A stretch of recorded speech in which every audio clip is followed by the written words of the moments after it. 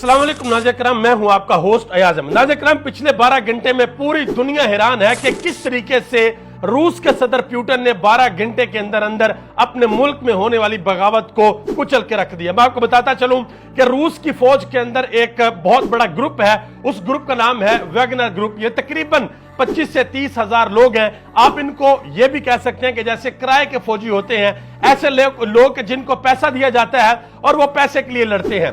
अब ये सारे के सारे रूस की फौज के साथ थे और आपको पता है यूक्रेन के साथ एक बड़ा कॉन्फ्लिक्ट है और ये वहां पर लड़ रहे थे। लेकिन यकदम ऐसा हुआ कि उनका जो सरबराह है, जो कि पुतिन के बड़े करीबी दोस्त माने जाते हैं, पुतिन के साथ बैठकर खाने खाते रहे हैं, उनकी तरफ से बगावत का ऐलान होता है और यहां तक कह दिया जाता है कि रूस इस वक्त दुनिया के अंदर कोई रियासत नहीं है, रूस टूट चुका है और जल्द हम रूस का एक नया सदर बनाएंगे। जैसे ही उसने ऐलान किया और उस दस्ते ने तकरीबन 25 से 30 हजार जो फौज है, उसने यूक्रेन से मॉस्को की तरफ, रूस के दारुल हुकूमत की तरफ पेशकदमी की, तो उसी वक्त सदर पुतिन ने अपनी कौम के साथ और पूरी दुनिया के साथ खिताब किया और यह कहा कि मैं किसी भी सूरत इनको कामयाब नहीं होने दूंगा, मुझे जो भी करना पड़ा करूंगा और इनको माफी नहीं मिलेगी। और फौरी तौर पे पुतिन ने अपने जो दोस्त ममालिक हैं उनको एतमाद में लिया। सबसे पहले पुतिन ने तैयब उर्दगान को फोन किया तुर्की में, अज़बकिस्तान के जो लीडर्स हैं उनको एतमाद में लिया, काज़ाकिस्तान के लीडर्स को एतमाद में लिया और अपने हमसाए बेलारूस के लिए जो लीडर्स हैं उनको भी एतमाद में लिया। और बाद अज़ां जो बेलारूस के सदर हैं, उन्होंने उस ग्रुप के साथ, जो वैगनर ग्रुप था जिसके सरबराह ने बगावत का ऐलान किया था, उसके साथ मिले और मिलकर मुज़ाकरात किए। वो मुज़ाकरात कामयाब हो गए और सदर पुतिन ने एक इंटरव्यू दिया कि मैं सब कुछ माफ कर दूंगा, लेकिन किसी भी सूरत जिस बंदे ने इस बगावत का इनिशिएटिव लिया है, ये जो गद्दारी की है, उस बंदे को मैं माफ नहीं करूंगा।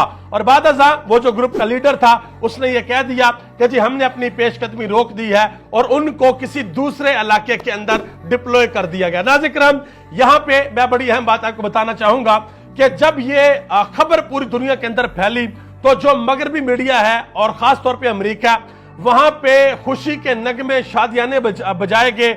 जिस तरह पाकिस्तान में वक्त से पहले लोग मिठाई खा लेते हैं, मिठाइयां खाई गई और यह कहा गया कि जी बस रूस अब टूटने लगा। जिस तरीके से पहले एक दफा रूस टूटा था, अब रूस में बहुत बड़ी बगावत हो गई है तो रूस अब दोबारा टूटने के लिए जा रहा है। लेकिन जिस तरीके से हिकमत अमली पुतिन ने अपनाई है, उसने एक तीर से दो शिकार किए हैं। एक काम तो उसने यह किया कि जो बगावत थी उस बगावत को कुचल दिया, और दूसरे नंबर पे उस बंदे के साथ जो बंदा रशिया की एस्टेब्लिशमेंट में से, रशिया की ब्यूरोक्रेसी में से या इंतजामिया में से जो कोई भी बंदा उनका हमायती था, उन सब को रशियन इंटेलिजेंस एजेंसीज ने आइडेंटिफाई कर लिया है कि ये वो लोग हैं जो कि हमारे सदर के या रशिया के खिलाफ हैं। और सदर पुतिन ने यह वाज़ेह तौर पे ऐलान कर दिया है कि किसी भी सूरत उनको माफ नहीं किया जाएगा। ये आप देख सकते हैं कि ये वो शख्स हैं जिन्होंने बगावत का ऐलान किया था और इस वक्त मुज़ाकरात हो गए हैं, वापस चले गए हैं। तो तुर्की के अंदर ये कुछ इस तरह का सीन हुआ था।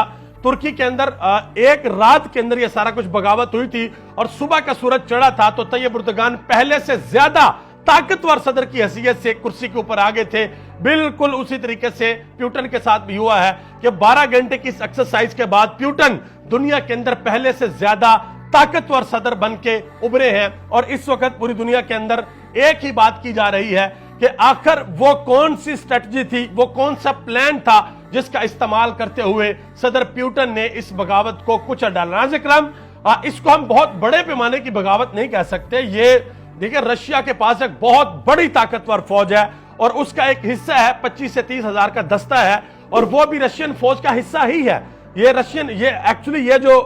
पूरे का पूरा दस्ता है, इनको उस वक्त बहुत ज्यादा पजीराई और बहुत ज्यादा शोहरत मिली थी कि जब एक इलाका फतह नहीं हो रहा था तो इन्होंने रशियन फोर्सेस के साथ मिलकर उस इलाके के अंदर लड़ाई की थी और वो इलाका फतह किया था।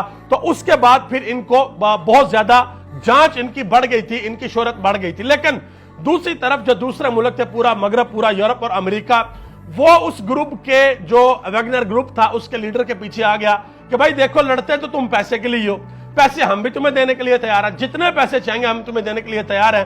तो इस वजह से उन्होंने बगावत का ऐलान किया, जो अभी तक मीडिया के अंदर रिपोर्ट हो रहा है वो मैं सारी चीजें आपको बता रहा हूं। बहरहाल इस वक्त सदर प्यूटन अपनी पहले से ज्यादा मजबूत पोजीशन के अंदर हैं और उन्होंने जो सबसे अहम काम किया, आपको पता है कि रशिया की आर्मी के अंदर मुसलमानों का एक बहुत बड़ा हिस्सा है, तो सदर प्यूटन ने यह मुनासिब समझा कि उन्होंने सबसे पहले जो एतमाद में लिया, उन्होंने उर्दगान को एतमाद में लिया। और आपको पता है कि तैयब उर्दगान हाल ही में तुर्की के तीसरी दफा सदर मुंतखब हुए हैं और एक ताकतवर सदर मुंतखब हुए हैं, और पूरी कोशिश की गई थी 2023 के इंतखाबात में कि किसी तरीके से तैयब उर्दगान का जो तख्ता है उसको उलट दिया जाए, तैयब उर्दगान को दोबारा प्रेसिडेंट की सीट पे ना आने दिया जाए। लेकिन तुर्की की तारीख में पहली दफा दूसरा राउंड हुआ इलेक्शंस का, लेकिन उस दूसरे राउंड में तैयब उर्दगान जीत गए, पहले राउंड में नहीं जीत सके थे। तो ये आप एक बड़ी जबरदस्त कोऑर्डिनेशन है तैयब उर्दगान की और प्यूटन की, और उसके साथ